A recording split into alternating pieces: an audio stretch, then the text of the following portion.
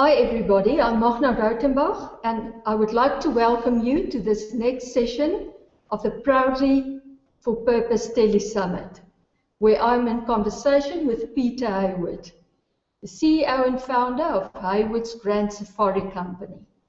Peter, it's a great privilege to have you here today. Thank you, Magna.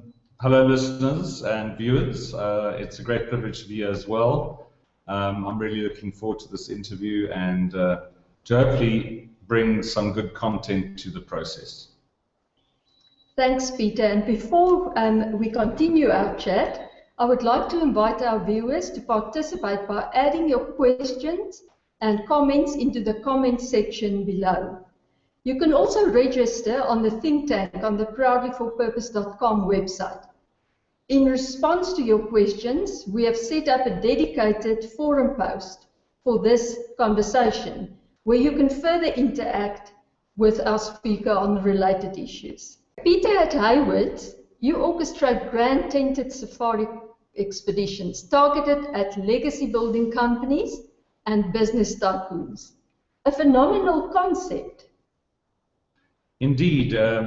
Magna, we've had a 20-year growth period as entrepreneurs. We started a process quite a while back to take safari back to its roots. And safari, in fact, was originally all about trading. These were great grand trade routes of Africa and into Asia. And the word safari means to journey, to expedite, to expedition.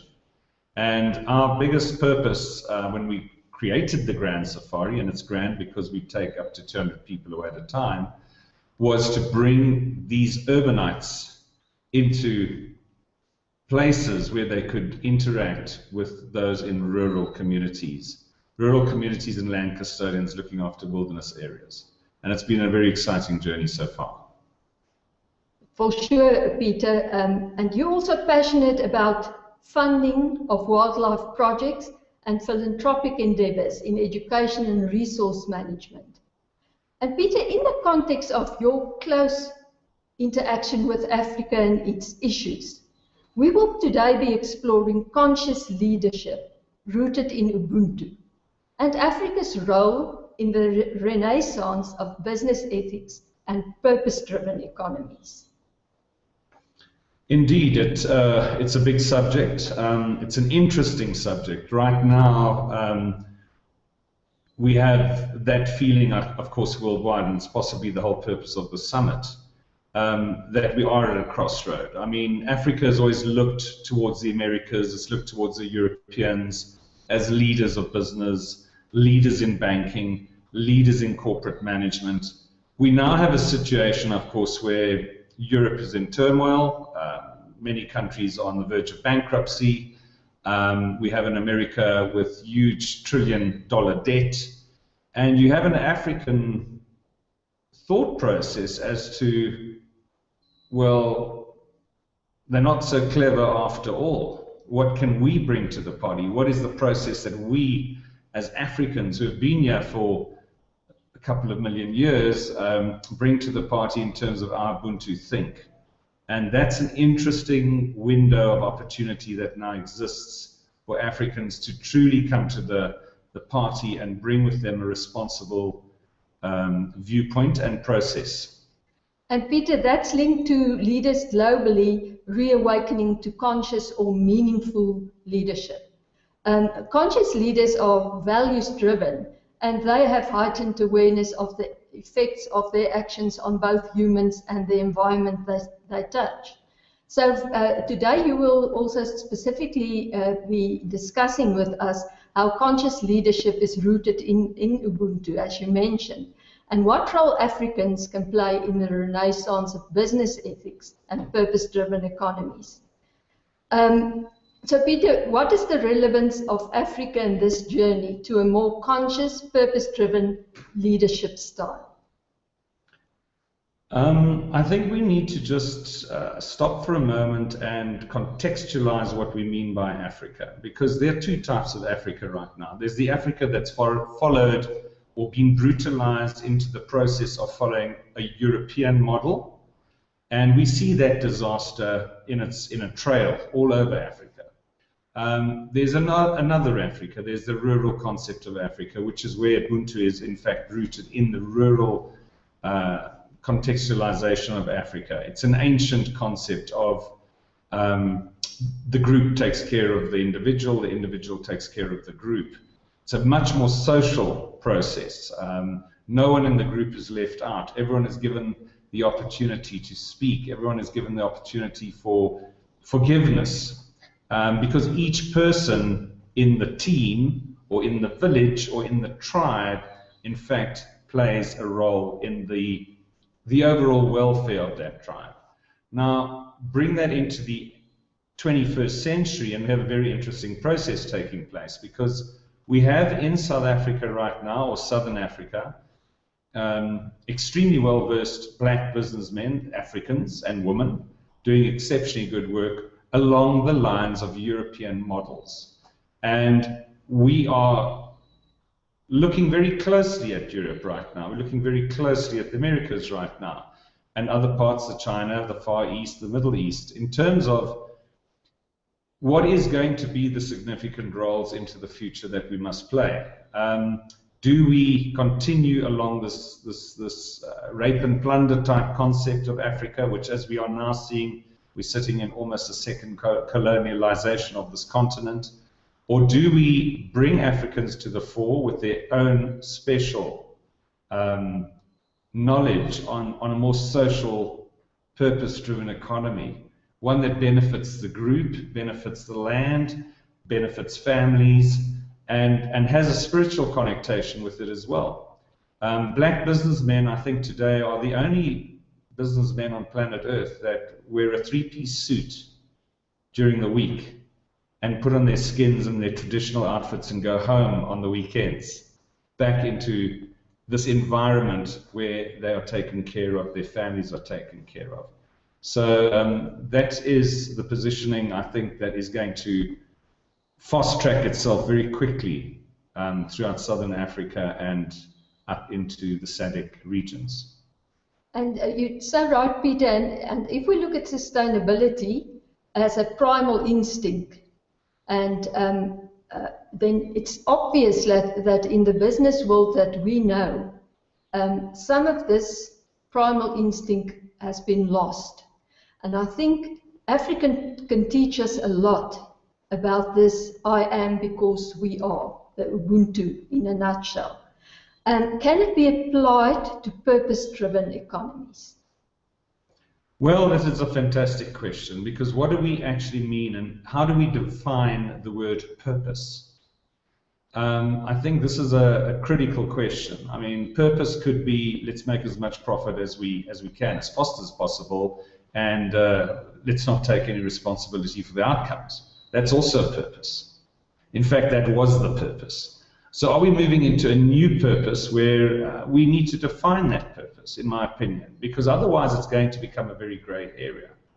If corporations and governments are going to redefine purpose, they are going to have to be very specific what they mean about that purpose, because we still have, sitting in the ranks, investors, people playing the stock exchange, who are only in there for one particular purpose only, and that is to make as much profit as possible on their shares.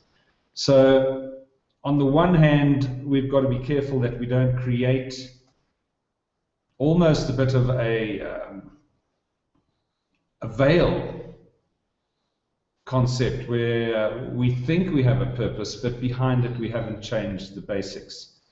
I would like to see a situation where the investors, the shareholders, and everyone buy into the purpose of that company a lot more, maybe taking less, giving more, and bringing that Ubuntu to the table, where they are proud that the companies they are dealing with, or the corporates that they are, the blue chip companies, the corporates, the corporations that they're sponsoring, are doing a good job in a very responsible Ubuntu fashion.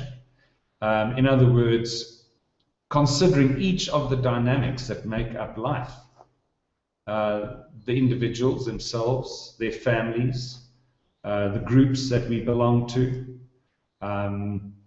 the human race itself standing there, you know, obviously being plundered left, right, and center. And then finally, our environments. How do we take care of that? And there is a huge war on, a silent war taking place as we speak about trying to bring back clarity to that purpose. And I think that's going to be the very exciting part of this whole process that we're all getting involved right now.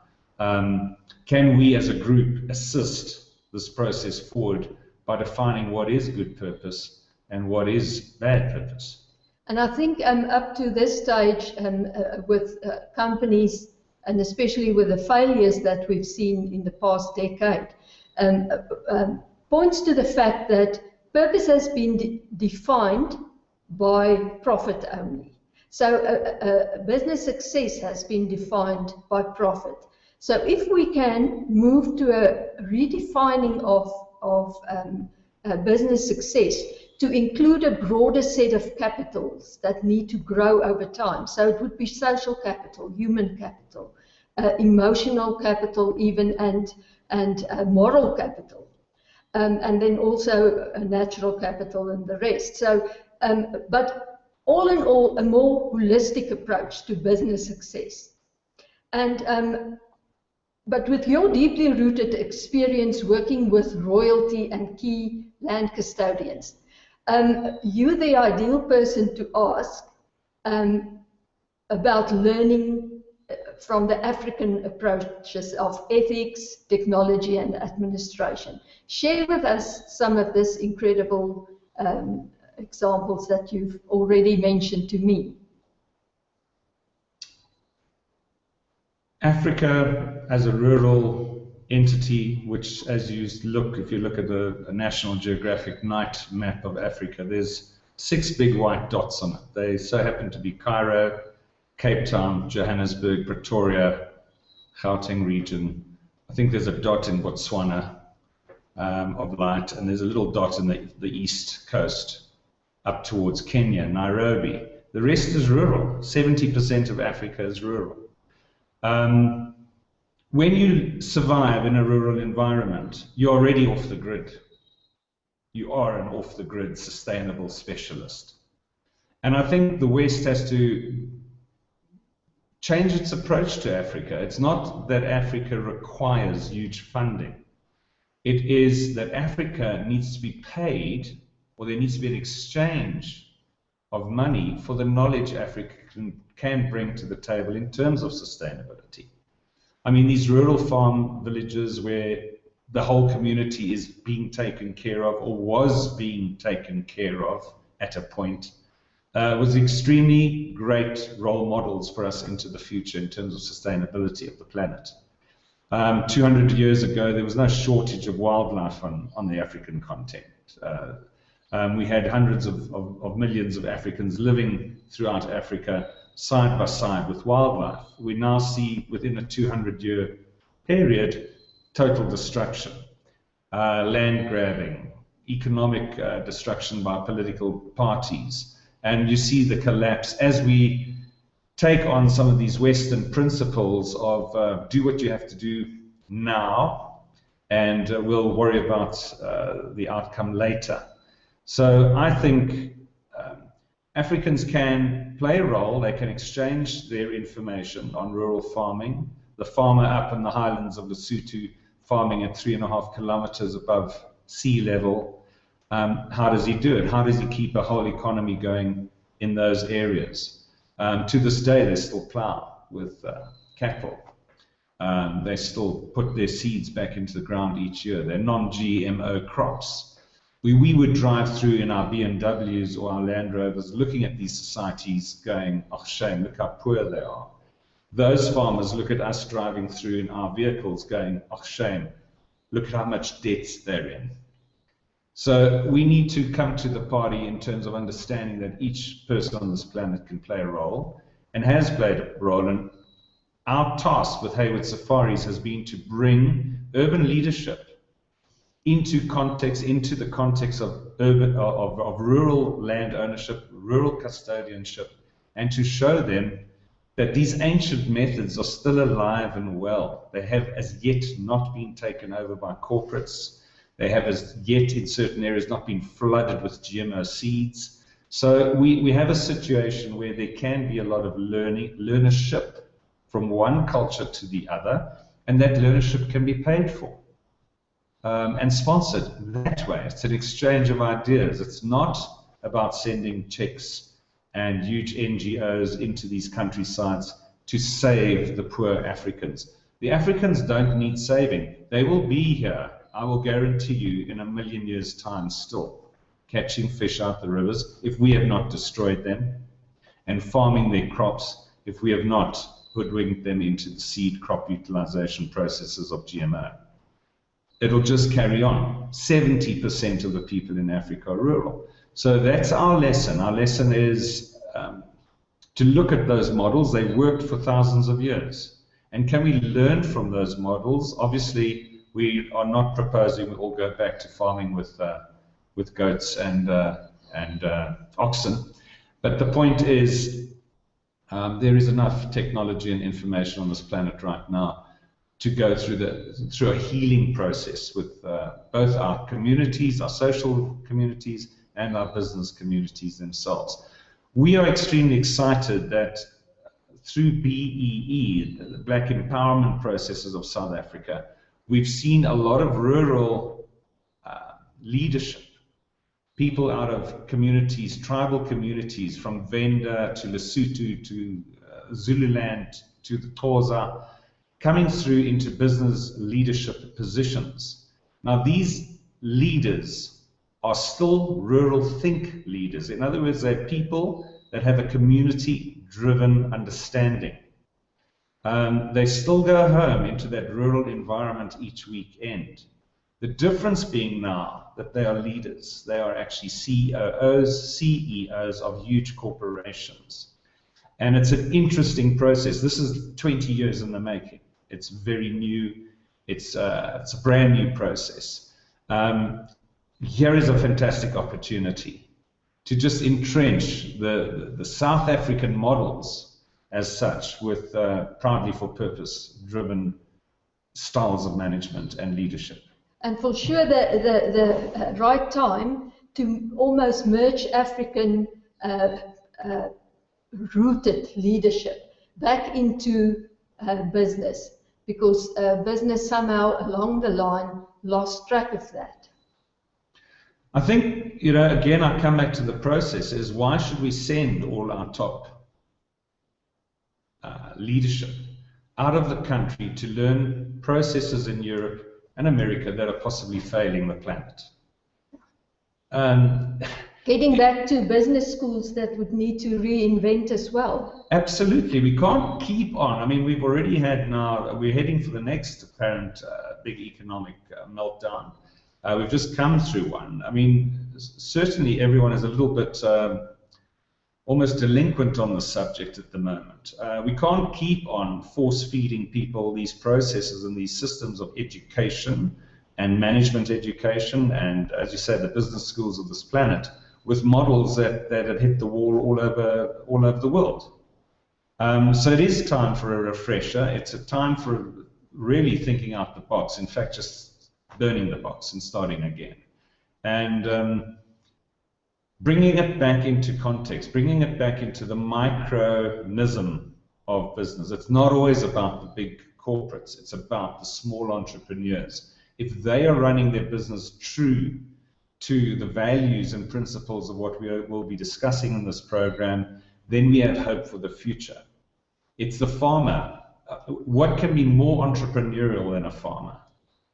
Someone who hopes it's going to rain, someone who puts his last life savings into the ground, hoping that the rain will come on time and he'll be able to feed his family or the community.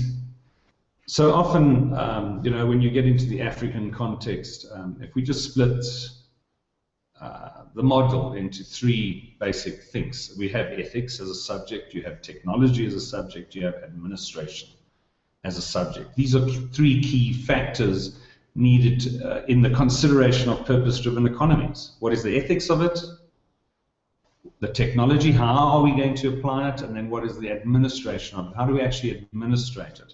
And we can see in the African context, in terms of a Western think viewpoint, ethics seems to be a contentious issue, but yet in the rural areas, you can't survive without ethics. Ethics is so close to the human spirit that it is very, very guarded in the rural communities. You can only run a village if the ethics and the morals are pretty high in that environment. Technology is where we come to Africa with technology. We bypass the ethics and we bring the technology, and often we can't understand why there's no interest or why the technology stands around and collapses and corrodes and doesn't get used. Is because there wasn't a purpose in the process. And of course then administration becomes what you see in any library or in any bookshop. Hundreds of thousands of different versions of business administration. So how do we bring administration back to its simple, basic form? What is business administration? What is entrepreneurial administration? How do you administrate? These are the key factors that are necessary for an Africa into the future. Unblemished, clean information on economy. And those are the three factors I believe would play a really good role when we start defining the purpose-driven economy. So there is, in fact, a way to get the job done in Africa. But is this government-led or community-led through royal families with regard to rural-based input? Please share with us your take on the royalty versus politician dynamics. I think most people don't really understand that the social structures of Africa were always royalty-based. In order to be a royal family member, and some of these bloodlines are ancient. They can be traced right back to the pyramids. But royal bloodlines in Africa were all about land ownership, owning the deeds of the land, as they are to this very day. The Queen of England owns half the planet. So in terms of royalty in Africa, these are the deed holders. To this day, royal family members are able to issue you ground to build a farm or a house within their jurisdictive areas. They play a very humanitarian role to this day still with the social structures in the rural areas and in some smaller towns as well. So your royal family members are the torchbearers of ethics and what it takes to keep the tribe alive and doing well. And they play a very important role in politics as well because there's a lot of cross-pollination. They, of course, have appointed politicians as custodians of their best interests, as it is, again, all over the planet with royal families. But we see a breakdown here. You see in South African politics or in Southern African politics or general African politics, politicians almost becoming royal family members, a self-appointed royalty. And in there lies a huge problem because, as we all know, politicians are voted in, hopefully for a 4 to 5 year period, and then they're voted out.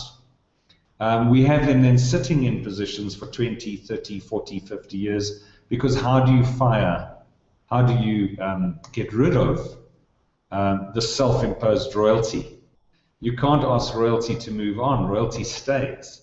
So I think we have to come back to, again, a cleaner model of business administrators or country administrators being politicians, and then your landowners or custodians of the land, the royal families that have been here for thousands of years, being acknowledged for their role in terms of the human factor, the humanities. Of course, when you deal like we do on safari with land custodians, we are dealing with both government and royalty. The difference is that royalty will always be there. It's not going away. Once it's a part of a royal bloodline, it's bloodline. It's going to stay. Whereas, of course, with the political side, it moves along quite rapidly. We see someone you might have spoken to last week suddenly out of power and no longer there. So there's a new opportunity as well to bring in those custodians of people. And Peter, we both feel strongly that microeconomies will need to be the backbone and a prerequisite for a sustainable economy going forward. And at present, isn't it in reality a case of corporations and the government on the one side versus the entrepreneur? Look, each country must speak for itself, but traditionally, entrepreneurs are either the heroes of the day or they are the forgotten band. There are many stats out there that prove that entrepreneurs are in fact already the backbone, that they're employing a vast majority of people. But we do see, for instance, in South Africa, the government becoming the biggest employer of the masses, of the workforce. Now that already is dangerous. I mean, why would you want to become an entrepreneur if you could rather just go and get a nice cushy government job? How's the productivity of these government jobs being measured? As an entrepreneur, you are automatically measured. You either have money in the bank at the end of the month to pay the bills or you don't. It doesn't work that way when you join a big corporation or you join a big cushy government social sort of economic job like an Eskom or a Telkom or a Sasol. Yes, of course, they have checks and balances in those companies to try and keep it as productive as possible. But it's not, in terms of the Labour Act, it's becoming more and more difficult to just fire people if they don't perform. It's not the American model where you can fire someone and hire them within 10 minutes. It doesn't work that way in South Africa anymore. So we have a very protected labour force within corporations and the government, paying its tax, paying its VAT. You have entrepreneurs literally paying the same tax as huge corporations with 50-year, 100-year head starts. How does an entrepreneur even remotely build up enough profit to be able to expand his business if he is being taxed at the same rate as a huge mining company? In fact, a lot of these corporations are also not taxed for various benefits. They get lots of tax benefits, which entrepreneurs also don't always get. So it's quite a thing to end up at the end of the year with $1 million profit and have 35 to 40% of it taken away. Those breaks are no longer in place. There are no more breaks for the entrepreneurial farmer. He's now being replaced by huge corporate farming enterprises. The entrepreneurial farmer can't afford to buy seed anymore. He can barely afford to run his tractors. The diesel price, which used to be almost 3/4 of the price of petrol, is now more expensive than petrol. So you can't be very entrepreneurial under those conditions. It's becoming cheaper to import corporate food from South America and the Middle East and England than to grow it locally. So we can't keep talking about how important entrepreneurs are in an African scenario if, in fact, when you put it under the microscope, there's very little assistance for them. And when I talk about assistance, I'm talking about at least a 10-year period of assistance. As we know, most companies, most little business upstarts close within the first 2 years. They never get off the ground. And if they're still around in 10 years' time, it may be 1 in 100. So we need to guard against that because, of course, there's human loss in that process. There's people being fired. There's people being retrenched because the company's no longer profitable. And that brings me back to ethics, technology, and admin. We don't really teach people proper business administration. We don't even teach our government administrators proper administration. Everyone's got their own version. Each department's got its own version of how it's going to administrate. They've got their own version of organograms, business or organizing boards. They've got their own version of strategic planning. They've got their own version of report back and statistical analysis on their productivity models. So it becomes extremely confusing even moving around in government departments from one department to the next. They don't even work on one system. So I think that's a challenge. Yes, it is going to be an entrepreneurial world into the future, and we need more entrepreneurs. But if the government are going to be paying people a lot more than what it is, what you could earn as an entrepreneur, I'm sure it's just going to be much nicer just to get a good governmental job.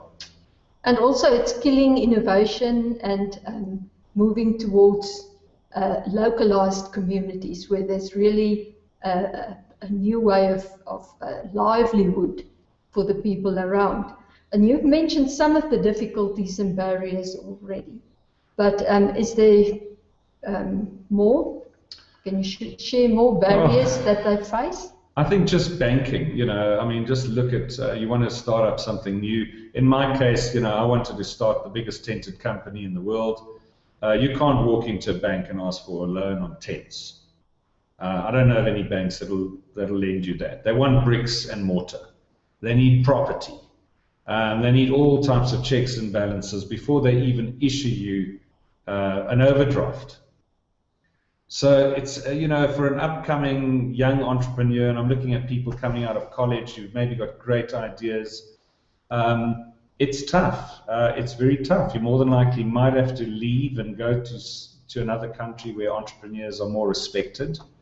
But it's difficult today all around the world to start a new business. It's almost illegal in some countries. They don't want new businessmen. They've got it all set up already. Australia is a case in point. It's not very easy to open up a business in Australia. Ask any South African that's moved there. It's very difficult. So I think we need to there has to be a special dispensation for people wanting to start new businesses. And government needs to be the guide through on that process and open legislation up a little bit. Almost a custodian of entrepreneurs. Yes, without too much government involvement. I mean, I think we all are going to somehow agree on this program sooner or later that the least government interference in the entrepreneurial startup process, the better. But they can come to the party in terms of the exchange, monetary exchange rates, loan rates, educational rates to get people educated, tax breaks, tax-free breaks, those sort of concepts I think are extremely important to get the entrepreneurial business process really going. I mean, we are talking about successful entrepreneurs hiring people and paying them good living wages, possibly teaching them to become new franchise holders, the whole exponential growth from small entrepreneur to big corporate. But if I bring what is the definition of an entrepreneur to the table, I think that is quite a contentious little subject at the moment. Is an entrepreneur a multi-millionaire like Donald Trump? Is he an entrepreneur or is he a capitalist? Is Mr. Branson, Sir Richard Branson, an entrepreneur or is he a capitalist? At what point do you stop being an entrepreneur or do you even become an entrepreneur? What is the definition of that? And I think that's possibly another definition that we might have to revisit. Peter, with all these barriers facing entrepreneurs, there are also examples of innovative new opportunities created for them. Please share with us examples of what you are working on at the moment in this regard. Certainly. Thanks, Magda. We're sitting in a situation in Africa where it's a new world. It's a new world of development coming through. We see huge mining interest all over the continent. We see huge agricultural interest coming in from China, America, Europe. It's almost a bit of a renaissance period for Africa, and it's a great window of opportunity to do it right this time. Rather than just the rape and plunder processes of the past, we possibly now have a great opportunity where everyone can participate in the wealth creation. And I think that is what we've got to really guard against this time round, because it is really the last chance. The technology as it stands today, mining technology, oil technology, we are getting reports daily. Africa is really the new potential income source for most big investors on the planet Earth right now. This is where they're going to be bringing their money. It's going to mean a rehash of the legal systems. It's going to mean protection to a large degree of investors coming into Africa. It's going to mean protection of locals, local inhabitants. How do we protect them? How do they become participative in the process? And what can we do? In our field, for instance, we are very busy with tourism models, which allow the entrepreneur to get involved without funding. In other words, something he can start small, doesn't have to be a building expert. We would use tent models to build the concept and allow them to get involved in mainstream tourism without huge capitalization. The old model was always, if you wanted to get into tourism, you had to build a hotel, you had to have a lodge, you had to have a bed and breakfast, but very hard to have those if you haven't got money, or if you don't have access to funding, or you have no training in the process. So here is an opportunity that we're working on, which allows them to almost grow their little business, starting with one cabin, one room, and growing it into a resort finally. And that's a sort of a model that we're working on. We bring in land custodians such as royal families to assist in the process, to give it some authority and to give it some credibility, and at the same time train Africans, because they are exceptionally versatile and very willing. It's one of the most willing workforces on planet Earth, provided you involve them, provided you bring them in. They're a very unwilling slave society. We see that in our history. Involve them, make them partners, bring them in, as we do in our ventures, and you have a really new dispensation forward. You have a whole new viewpoint.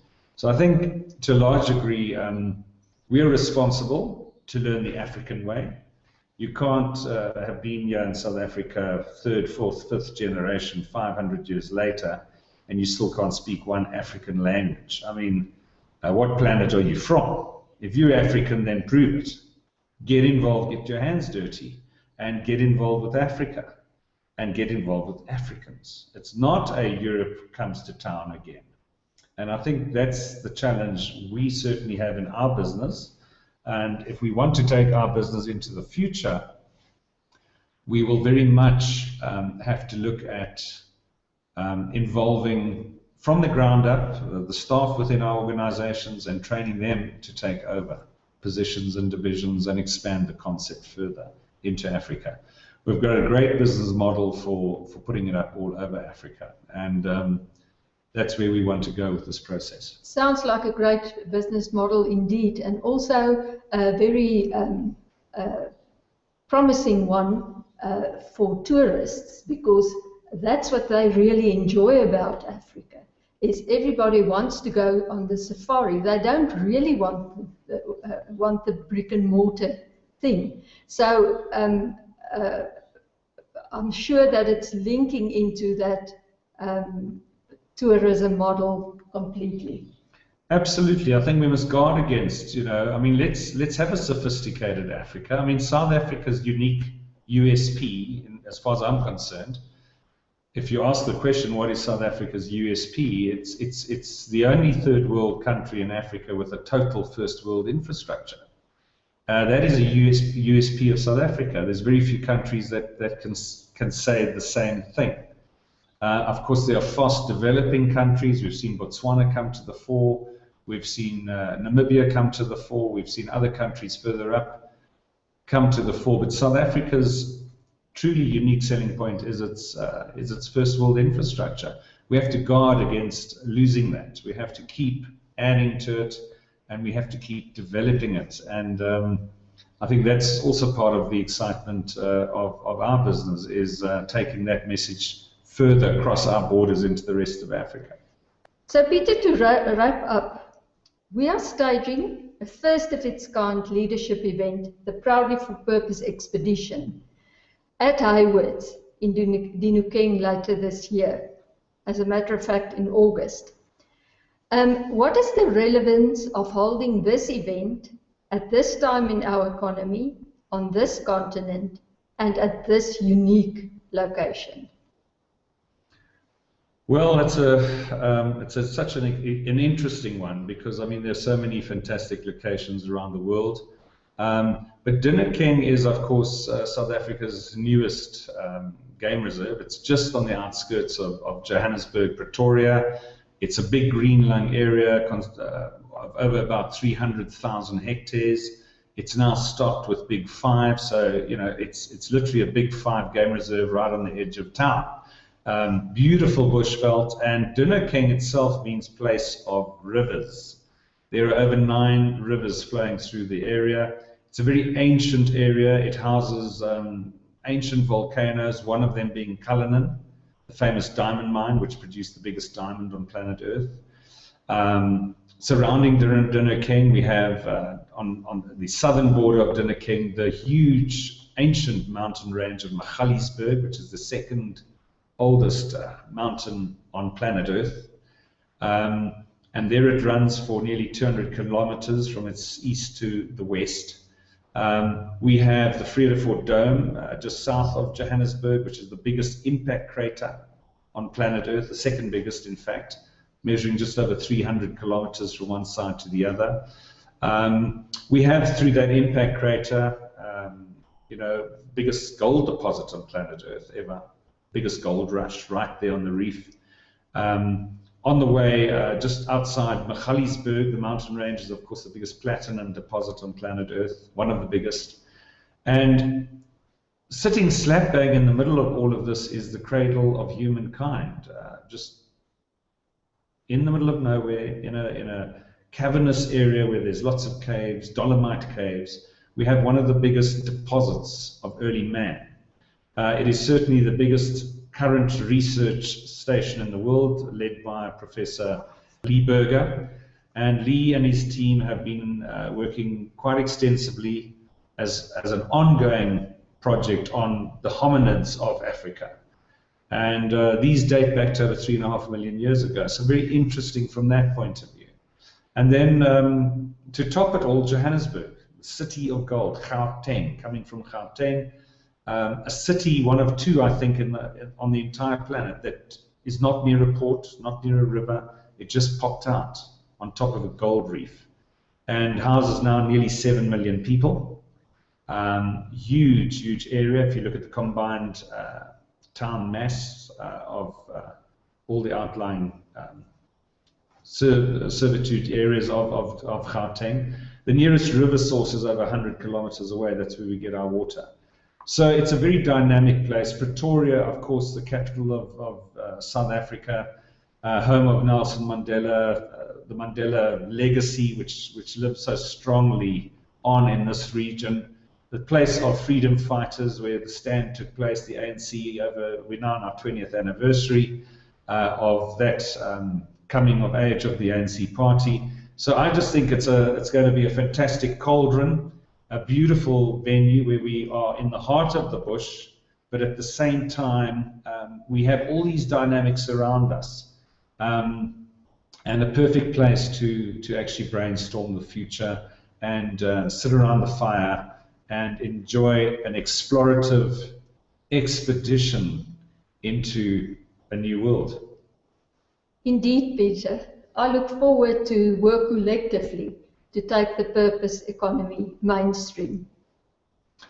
Well, thank you very much. It's been wonderful just chatting to you and throwing a few ideas and passions around, and I must excuse myself for maybe being a bit too passionate on certain subjects, but we definitely have a window of opportunity to move forward now. And this whole initiative that you've started out of South Africa, I think, is a global leader and certainly a very important initiative. You're bringing in global leaders to the party to look at a whole new dispensation. And this could be a very decisive factor going into the future of the success of a new Africa forward. And we are both passionate about it. And Absolutely. I would like to invite our viewers to start living your purpose, and because together really we can be the change. You're all invited.